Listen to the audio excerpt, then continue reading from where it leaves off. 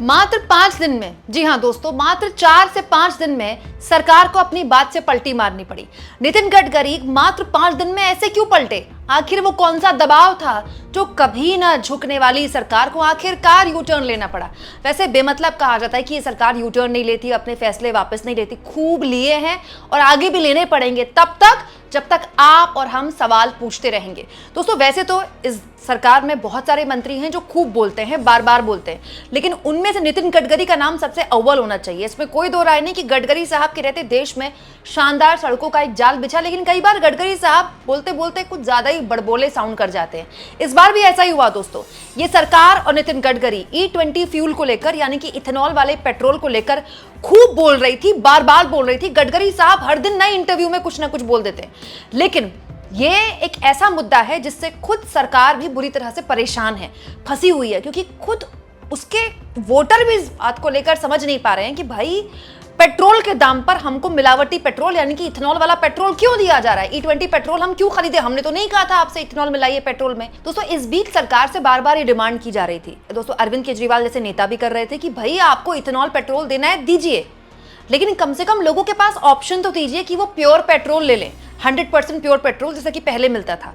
लेकिन केवल 5 दिन पहले की यह खबर है दोस्तों, 4-5 दिन पुरानी ये खबर है। पेट्रोलियम मंत्रालय ने मतलब हरदीप पुरी के मंत्रालय ने कहा था कि भाई हम 100% प्योर पेट्रोल तो नहीं दे पाएंगे, अब तो आपको E10 E20 पेट्रोल ही खरीदना पड़ेगा, क्योंकि इसमें बहुत खर्चा है ना, पूरा ट्रांसपोर्टेशन का कॉस्ट लगेगा, और दूसरा एक ही पेट्रोल पंप में आपको E20 पेट्रोल भी देना पड़ेगा, फिर आपको अलग से 100% प्योर पेट्रोल भी लेना पड़ेगा। तो इसमें कितना लॉजिस्टिक्स का खर्चा है, मतलब पूरा ट्रांसपोर्ट रखना, पूरा वो, तो इतना खर्चा करने का पॉइंट क्या है? खर्चा बचाने के लिए तो ये सब कुछ किया गया था।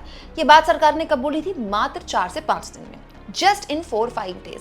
लेकिन क्या आप यकीन करेंगे दोस्तों, सरकार की E20 मामले में ऐसी फजीहत हुई है कि आप सरकार को खुद स्वीकार करना पड़ रहा है कि अच्छा ठीक है, हम आपकी बात मान लेते हैं, आपको प्योर पेट्रोल दे देते हैं, बस पैसा आपको ज्यादा देना पड़ेगा। वो भी किसने बोला है दोस्तों? नितिन गडकरी ने, जो अमूमन बातें वापस लेने वालों में से जाने नहीं जाते हैं। नितिन गडकरी जो इन दिनों खूब इंटरव्यूज दे रहे हैं, बार बार दे रहे हैं, हर इंटरव्यू में सेम बात बोल रहे हैं। उन्होंने टाइम्स ऑफ इंडिया के इंटरव्यू में एक बड़ी बात बोल दी है, क्योंकि बार बार ये पूछा जा रहा था कि भाई इथेनॉल आप ला रहे हैं, उसमें आप तेल में गन्ना और ये सब चीजें मिला रहे हैं, इससे बहुत सारी शिकायतें। तो गडकरी बोल रहे थे कि भाई बेमतलब शिकायतों को बढ़ा चढ़ाकर पेश किया जा रहा है, कोई शिकायत नहीं है। गडकरी ने तो यहां तक कह दिया कि मैं FIR कराऊंगा उनके खिलाफ, जो मेरे ऊपर और मेरे बेटों को लेकर मुझ पर आरोप लगा रहे थे। और दोस्तों यही बात इस इंटरव्यू में पूछी गई कि भाई अगर आप E20 दे रहे हैं तो कम से कम पुराना वाला 100% पेट्रोल भी दे दीजिए ना, जिसको लेना होगा वो ले लेंगे। दोस्तों इसके जवाब में गडकरी कहते हैं कि कैसे पॉसिबल है कि हमने पूरे देश के हर पेट्रोल पंप में E20 पेट्रोल पहुंचा दिया है। गडकरी कह रहे हैं ये इसीलिए पहुंचा है ना क्योंकि मतलब किसी को कोई दिक्कत नहीं हुई। लेकिन गडकरी यहां पर क्या कहते हैं, जिनको इथेनॉल ब्लेंड वाला फ्यूल नहीं चाहिए वो 100% पेट्रोल ले लें, बस ज्यादा पैसा देना होगा। गडकरी कह रहे हैं कि आपको ज्यादा फ्यूल के पैसे देने पड़ेंगे अगर आपको 100% पेट्रोल चाहिए तो। आप दोस्तों इसको बड़ी जीत के तौर पर देख सकते हैं अरविंद केजरीवाल जैसे नेताओं की, इसमें कोई दो राय नहीं है। अरविंद केजरीवाल और तहसीन पूनावाला, ये दो ऐसे नेता हैं दोस्तों जिन्होंने खुलकर इस पूरे मामले में न केवल नितिन गडकरी को चैलेंज किया, बल्कि अरविंद केजरीवाल तो PM को चिट्ठी भी लिख चुके हैं। ऐसा लगता है दोस्तों कि वो दबाव काम आया और सरकार की तरफ से ये बोलना पड़ा गडकरी को कि भाई आप खरीद लीजिए 100% पेट्रोल, लेकिन आपको ज़्यादा पैसा देना पड़ेगा। बट इसमें एक कैच है।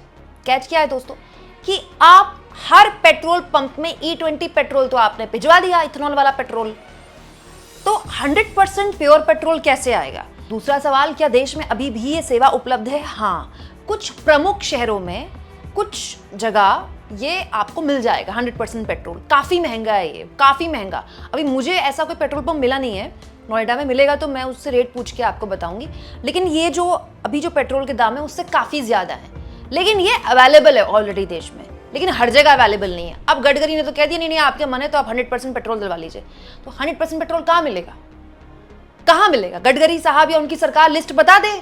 दूसरा, गडकरी और उनकी सरकार सुनिश्चित करे कि जैसे हर पेट्रोल पंप पे E20 पेट्रोल अवेलेबल है, बिना मांगे लोगों को इथेनॉल मिला हुआ पेट्रोल दिया जा रहा है, वैसे ही हर पेट्रोल पंप पर प्योर पेट्रोल भी मिले भाई हमको। भाई अवेलेबिलिटी होनी चाहिए ना। लेकिन दोस्तों इस सरकार की ना एक बात है, एकदम से नहीं झुकती सरकार, झुकते झुकते झुकती है।